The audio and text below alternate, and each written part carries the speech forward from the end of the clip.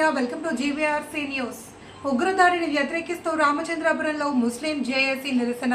కాశ్మీర్లోని పెహల్గాం జిల్లా బైసరవిలోని జరిగిన ఉగ్రదాడిని ఖండిస్తూ డాక్టర్ బిఆర్ అంబేద్కర్ కోనసీమ జిల్లా రామచంద్రపురం పట్టణంలోని జామియా మసీద్ నందు ముస్లిం జేఏసీ ఆధ్వర్యంలో నేడు నిరసన కార్యక్రమం ఏర్పాటు చేయబడింది. ఈ కార్యక్రమంలో పట్టణ ముస్లింలు తీవ్రవాదులు అమానుష చర్యల గురించి ముక్త కంఠంతో ఖండించారు. ఉగ్రదాడిని నిరసిస్తూ ఇది పర్యాటకులపై జరిగిన దాడి కాదని యావత్ భారత జాతిపై జరిగిన దాడి అని ఆవేదన వ్యక్తం చేశారు. ఇదంతా దేశ సమగ్రతను, సమైక్యతను, ప్రతిష్టతను దెబ్బతీసే చర్య మాత్రమే అన్నారు. దేశాన్ని అస్థిరపరిచి మత కల్లోలాలను సృష్టించడం ద్వారా దేశ శాంతి భద్రతలకు విఘాతం కలిగించేందుకు చేసిన దుర్మార్గపు కుట్ర అని అన్నారు.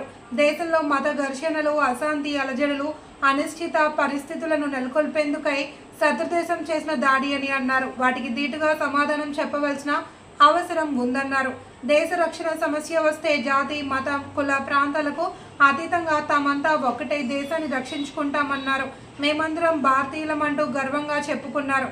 శత్రు దుర్మార్గపు దాడిని తీవ్రంగా ఖండిస్తూ తీవ్రవాదుల దాడిలో అసువులు బాసిన వారి కుటుంబాలకు మనోధైర్యాన్ని, చనిపోయిన వారి ఆత్మలకు శాంతిని చేకూర్చాలి అని వారంతా దైవాన్ని కోరారు. ఉగ్రదాడిలో ప్రాణాలు విడిచిన పర్యాటకుల కుటుంబాలకు అండగా నిలుస్తామని తెలిపారు. పట్టణ ముస్లింలు జాయింట్ యాక్షన్ కమిటీ ఏర్పాటు చేసినటువంటి ఈ నిరసన కార్యక్రమంలో భాగంగా ఈ కార్యక్రమం ఇక్కడ జరగడం జరుగుతుంది.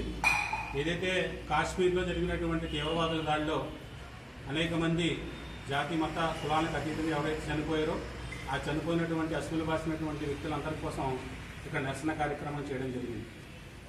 అయితే ఒక విషయాన్ని మీరు అందరూ కూడా గమనించాలి. ప్రతి చోట కూడా ఉగ్రవాద దాడులు జరుగుతున్నాయి ప్రపంచవ్యాప్తంగా. జరిగేటువంటి దాడులు చేసేటువంటి తీవ్రవాదులకి మత కులాలు అనేటువంటిది ఎక్కడ కూడా ఉండదు. వాళ్ళలో ఉన్నటువంటి క్రూరత్వం, వాళ్ళలో ఉన్నటువంటి భావజాలం, వాళ్ళు దేనికైతే లోనే ఉంటారో ఆ భావజాలాన్ని వ్యక్తపరుస్తూ క్రూరత్వంగా వాళ్ళ యొక్క భావజాలాన్ని ఇతరులపై మూర్ఖంగా ప్రవర్తించడాన్ని తీవ్రవాదులు అంటారు. దీనికంటూ కులం, మతం ఉండదన్నమాట. కాబట్టి ఏదైతే ఈ దాడి జరిగిందో, పర్యాటకులపై దాడి జరిగిందో, ఆ పర్యాటకులపై జరిగినటువంటి దాడి పర్యాటకులపై కాదండి, యావత్ భారత జాతిపై జరిగినటువంటి ఇది దాడి. ఎందుకంటే వాళ్ళ యొక్క కుట్ర కూడా ఏంటంటే దేశంలో అస్థిరత, అశాంతి, మత కల్లోలాలు రెచ్చగొట్టి దేశ వ్యవస్థనంతటి కూడా నాశనం చేయడానికే చేసినటువంటి ఒక దాడి అన్నమాట. కాబట్టి ఈ విషయాన్ని ప్రతి ఒక్కరు కూడా ఆలోచించాలి.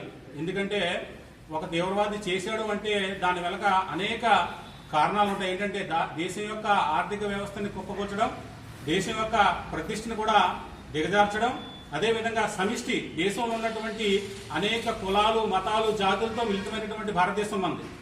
వీళ్ళందరూ కూడా ఏకతాటిపై ఉండి ఒక రాజ్యాంగాన్ని కట్టుబడి జీవితం గడుపుతున్నారు. కాబట్టి వీళ్ళందరినీ కూడా విచ్ఛిన్నం చేసినట్లయితే భారత జాతిని మనం నిర్వార్యం చేసినట్టు అవుతాం.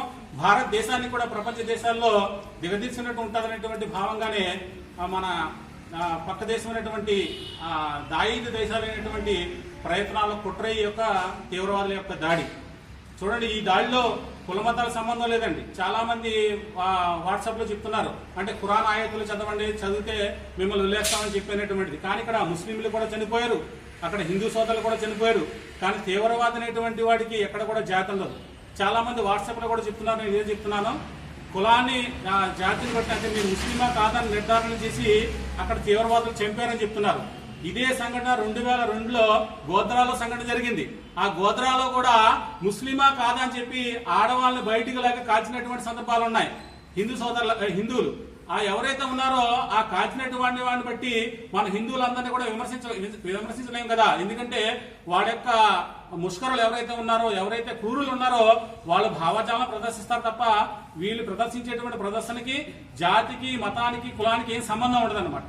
కాబట్టి ఈ విషయాన్ని ప్రతి ఒక్కరు కూడా గమనించి ఏదైతే మన శత్రువు ఆశిస్తున్నాడు, ఏమని భారతదేశం సస్యశ్యామలమైన దేశం, సమిష్టిగా ఉండేటువంటి దేశం, భారతీయులందరూ కలిసిమెలిసి ఉంటారు, వీళ్ళందరూ కూడా విచ్ఛిన్నం చేయాలి, మత కలహాలు రేపాలి, వీళ్ళందరిలో కూడా సోదర భావతత్వాన్ని చంపేయాలనేటువంటి ఒక కుట్రపూరిత పన్నాగమి యొక్క దాడి. కాబట్టి ఈ విషయాన్ని దేశ ప్రజలందరూ కూడా ఆలోచించి గమనించి మనందరూ కూడా సమిష్టిగా ఉండి ఎవరైతే చనిపోయినటువంటి వాళ్ళు ఉన్నారో వాళ్ళ పక్షాన మనం అండగా ఉండి నిలబడదాం, వాళ్ళ కోసం మనం నిరసన చేద్దాం. అదేవిధంగా వాళ్ళ కుటుంబాలకి కూడా మనం అందరూ కూడా అండగా ఉందాం. ధైర్యం చెప్దాం, భరోసా చెప్దాం. అదేవిధంగా ఎవరైతే చనిపోయినటువంటి వాళ్ళు ఉన్నారో వాళ్ళందరి యొక్క ఆత్మశాంతి అందరి కోసం కూడా ఈ కార్యక్రమం ఇక్కడ జరిగింది.